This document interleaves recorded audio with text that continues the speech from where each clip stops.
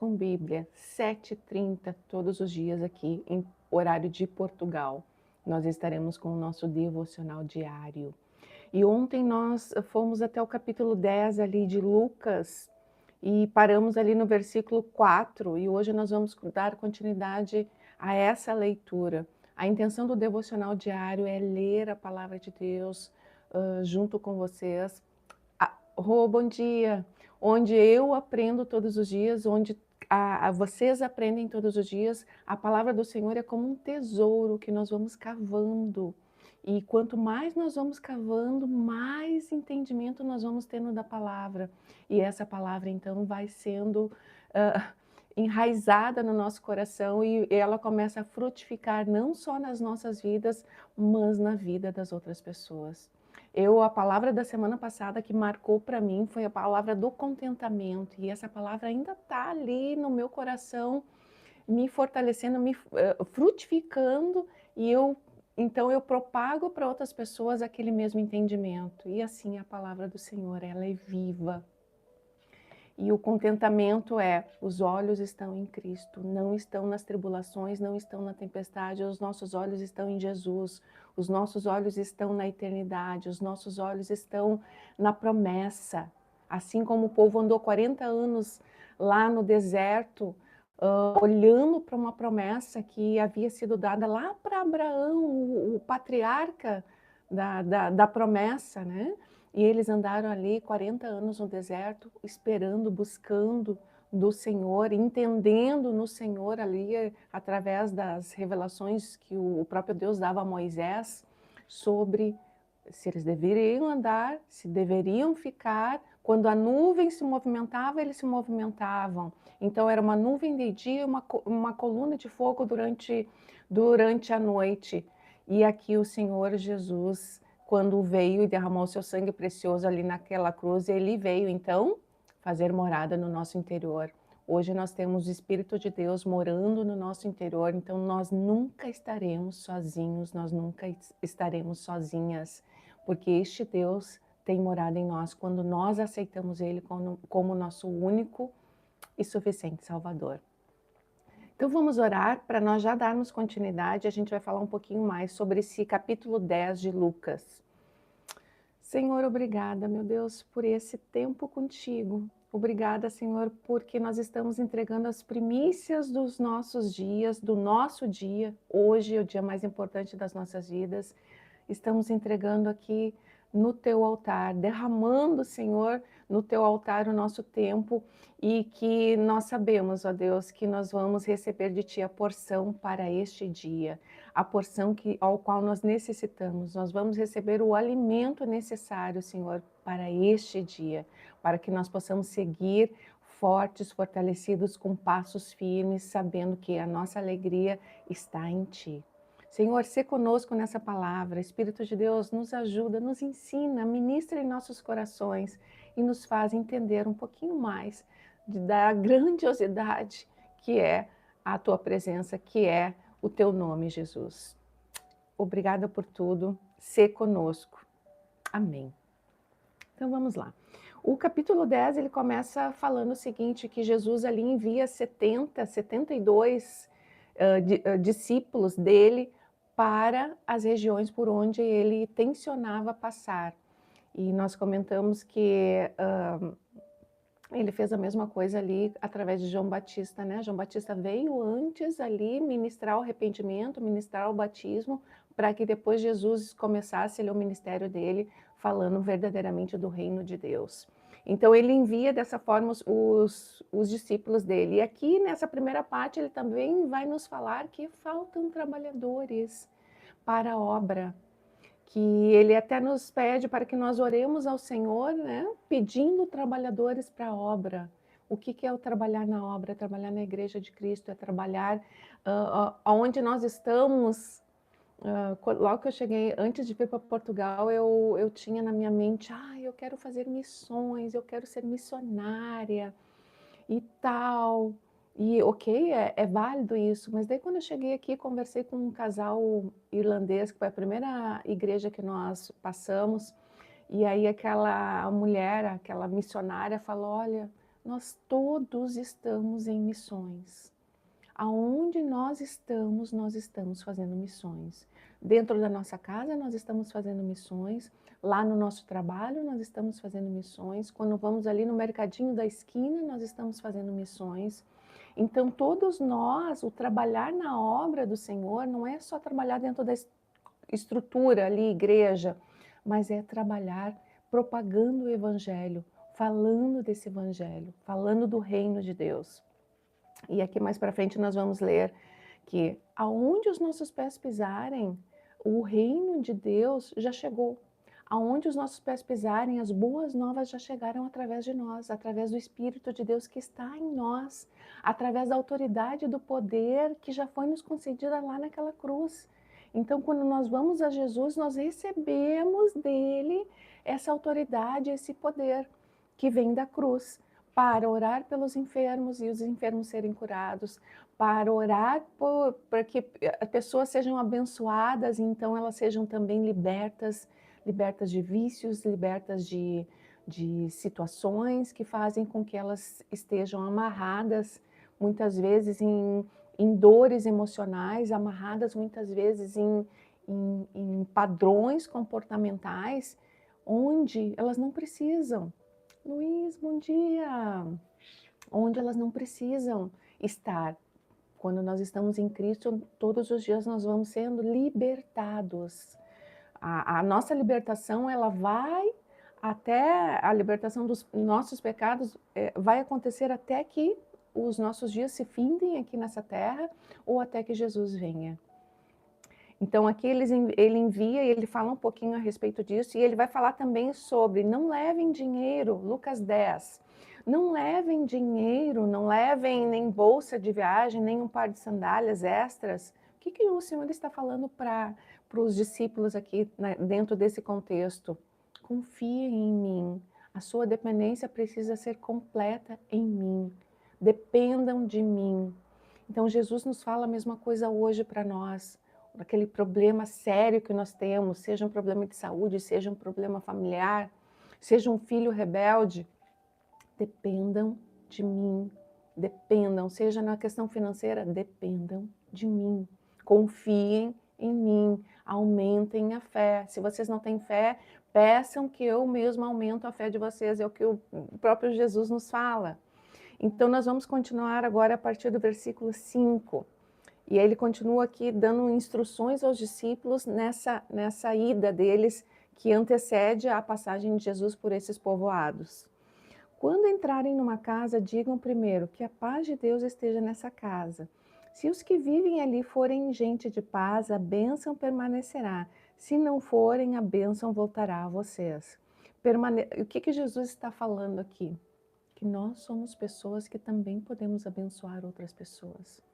Nós somos pessoas que também podemos, através de uma palavra, através de um consolo, através de um encorajamento, muitas vezes através de uma exortação, porque tantas vezes nós vamos pecando e nós não temos consciência dos nossos pecados, e aí chega alguém com todo o amor, com todo o cuidado, com os princípios aqui de Cristo, e faz com que a pessoa abra os olhos e entenda, não, verdadeiramente isso não está na palavra, eu não estou andando de forma correta. Então aquela pessoa começa a mudar o seu comportamento, começa a mudar a sua conduta, então nós indiretamente e diretamente abençoamos também aquela pessoa através da palavra que vem de Cristo, através da palavra que sai dos nossos lábios.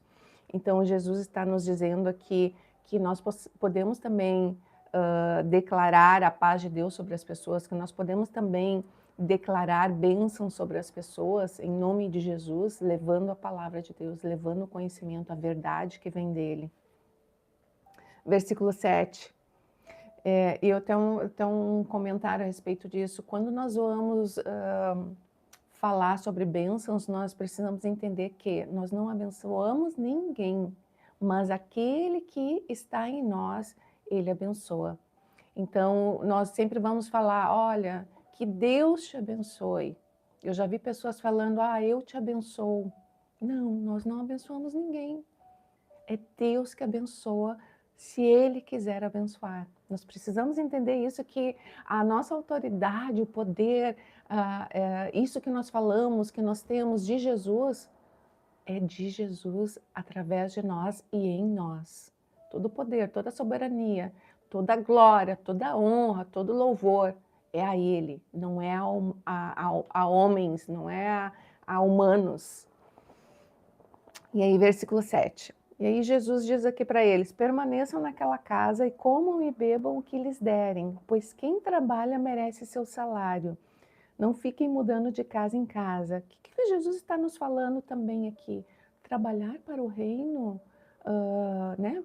Pessoas que vivem, se dedicam para o reino, também é um trabalho. Também é um trabalho que merece retorno financeiro. Trabalhar para o reino, estudar as escrituras, olhar pelas escrituras, aconselhar pessoas, trazer pessoas para o reino, trazer pessoas à luz da palavra, também é um trabalho. Versículo 8. Quando entrarem numa cidade e ela os receber bem, comam o que lhes oferecem. Curem os enfermos e digam-lhes: agora o reino de Deus chegou até vocês. Então, aquilo que eu falei ali logo no início, né? Quando nós chegamos num lugar e nós levamos ali a palavra do Senhor, ou quando nós conversamos com uma pessoa, nós estamos levando a palavra do Senhor, o reino já chegou ali naquela vida. Lá no último dia, ela não vai poder, olha, eu não sabia, eu não conhecia esse Jesus. Eu não sabia que eu não podia ter feito isso, não podia ter feito aquilo. Não, mas por final aqui nós vamos ler a respeito disso. Não, o reino já chegou. Quando as escrituras chegaram, quando alguém chegou ali falando de Jesus para uma pessoa, o reino já chegou. Então essa pessoa ela já não é mais ingênua. O reino de Deus já chegou. Então, nós precisamos entender isso, que nós vamos propagando e o reino de Deus chega. Mas quem convence da justiça, do pecado, da verdade? O Espírito de Deus. Não é a força do nosso braço. Muitas igrejas, muitos contextos religiosos criam situações para atrair as pessoas. Eu até certo ponto eu acho válido isso. Mas nós precisamos entender que quem conduz a palavra, quem conduz a conversão é o próprio Espírito de Deus. Ele troca o coração endurecido quando a pessoa se arrepende, quando há um arrependimento, quando há uma busca, um esforço, precisa haver um esforço também, mas o Espírito de Deus é aquele que convence, é aquele que traz para perto dele aqueles que já são escolhidos dele. 9. Curem os enfermos e digam-lhes: agora o reino de Deus chegou até vocês. Mas se uma cidade se recusar a recebê-los, saiam pelas ruas e digam: limpamos de nossos pés até o pó dessa cidade, em sinal de reprovação. E saibam disso, o reino de Deus, de novo, confirmando aqui, o reino de Deus chegou. Eu lhes garanto que no dia do juízo, até Sodoma será tratada com menos rigor que aquela cidade. Sodoma é lá do tempo de Abraão, onde havia ali o seu sobrinho Ló, que morava ali. Então Ló foi resgatado e a sua esposa olhou para trás, olhou para a cidade, quando a cidade já estava ali explodindo, né? O próprio Deus detonou, destruiu a cidade. E o engraçado é que Deus não destruiu a cidade sem antes deixar que Ló fosse lá, avisasse as pessoas que ele achava interessante avisar, e nenhuma dessas pessoas deu ouvidos a Ló. Da mesma forma, hoje está acontecendo. Nós estamos aí propagando o evangelho. Olha, o juízo, o dia final está chegando. Jesus está às portas, Jesus está vindo. Mas as pessoas não acreditam, acham que é uma fantasia, acham que é uma utopia, mas está cada vez mais próximo. Então aqui Sodoma foi destruída em função do pecado daquela cidade, em função do que eles faziam ali. E aqui o Jesus está dizendo que essas cidades, que agora esses discípulos estão indo ali, propagando o evangelho, se essas cidades não aceitarem o evangelho, elas vão ter um juízo muito pior do que Sodoma e Gomorra. Versículo 13. Que aflição as espera, Corazim e Betsaida? Agora ele vai falar sobre aquelas cidades que são ali, estão ali ao redor, que foram ali onde foram as principais do ministério de Jesus, onde ele fez muitos milagres, onde ele curou, onde ele expulsou demônios, mas essas cidades não creram, né? Viram os milagres, mas não tomaram para si um alinhamento de conduta, principalmente a conduta religiosa, principalmente a judaica ali, a estrutura judaica, porque essas cidades elas eram com uma estrutura religiosa forte no judaísmo.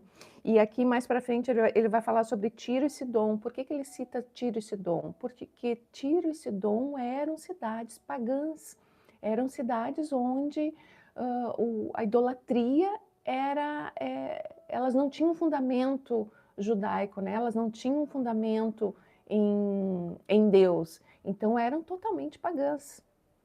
Mas vamos ler aqui.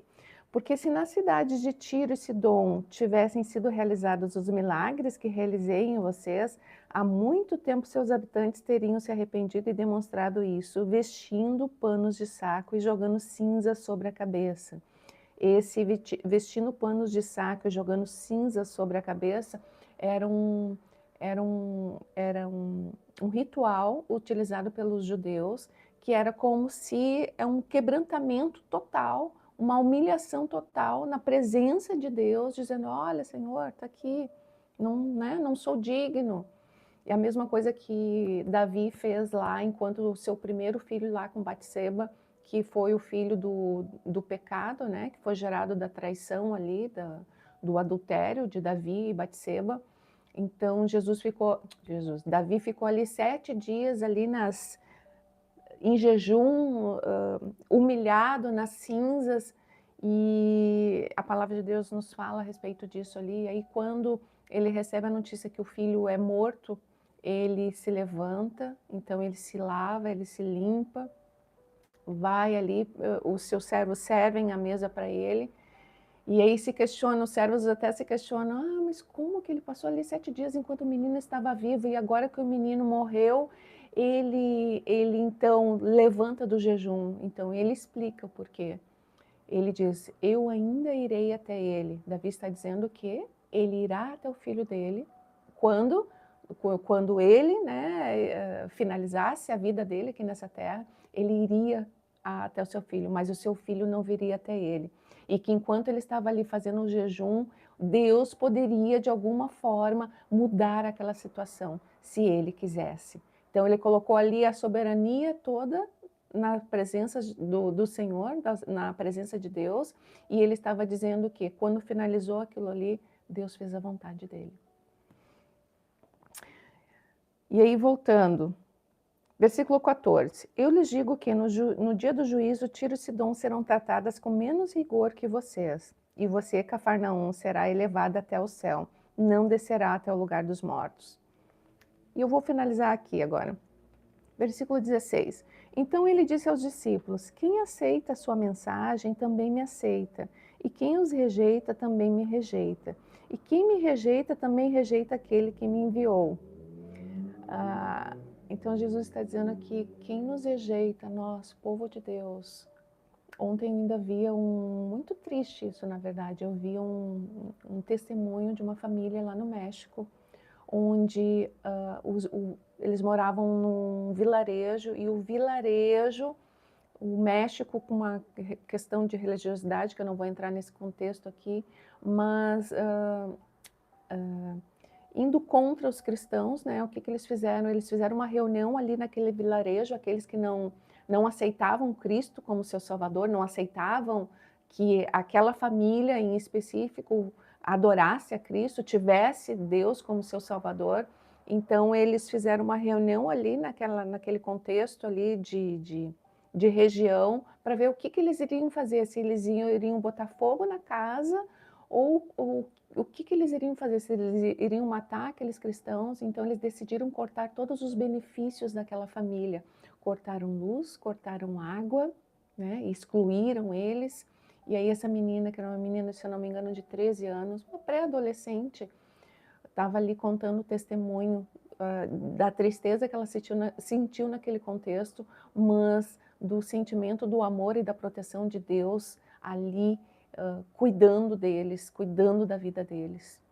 Então aqui o que Jesus está nos falando, que aqueles que nos rejeitam, aqueles que rejeitam a mim, rejeitam a você, que estamos em Cristo, estão rejeitando não somente a nós, não tem nada a ver conosco, estão rejeitando a Jesus Cristo. E por consequência estão rejeitando ao Pai, estão rejeitando a Deus. E nós devemos, e Jesus ainda nos orienta, não aqui, mas em diversas passagens, nós devemos orar pelos nossos inimigos, por aqueles que nos oprimem, por aqueles que nos intimidam, por aqueles que nos humilham, para que brasas vivas se acumulem na consciência deles e que talvez, se o Senhor quiser, eles possam ser iluminados nos seus olhos, iluminados para ver a verdade sobre Cristo. E ainda semana passada aconteceu um fato com a minha sobrinha na escola, numa escola aqui em Portugal, que ela foi realmente pega pelos cabelos, foi algo bem complicado. Uma menina tentou machucá-la. Então, o que nós fazemos? E o que eu disse para ela, o que eu disse para minha irmã? O que nós devemos fazer numa situação dessa? Devemos sim utilizar da justiça, né? E eles deram parte na polícia, mas acima de tudo nós devemos orar por essa menina que está atribulada, está com muitas situações no seu interior, né? E principalmente não tem Deus, não tem Jesus. Então, quando nós oramos por essas pessoas, nós estamos quebrando também o nosso orgulho, quebrando também as nossas vontades, a nossa carnalidade para fazer a vontade do nosso Senhor. E isso é o mais importante. Os nossos olhos em Cristo vão nos trazer o contentamento e alegria ao qual nós tanto almejamos, tanto queremos. Eu, pelo menos, quero muito viver com alegria que vem desse Deus. Contente com aquilo que eu tenho, contente com aquilo que eu não tenho, satisfeita, assim como Paulo nos fala, né? Teve fome, passou frio, teve abundância, mas em todo o tempo ele está preparado, ele aceita a situação ao qual ali ele viveu dentro daquele contexto, pregando a palavra do Senhor. Eu vou orar então para nós finalizarmos.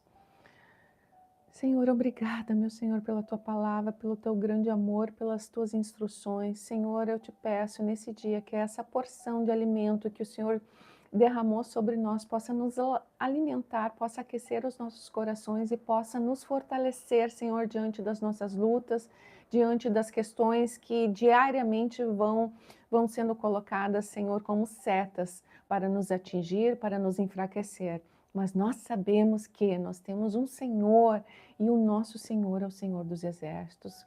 Nós sabemos que este Deus, Ele está à frente, Ele está à nossa traseira, Ele está ao nosso lado direito, Ele está ao nosso lado esquerdo, Ele está acima, assentado no trono, Ele está dentro de nós, num altar que levantamos a Ele, Ele está vivo. E este Deus vivo é que nos conduz, é que nos protege. E eu te louvo por isso, Senhor.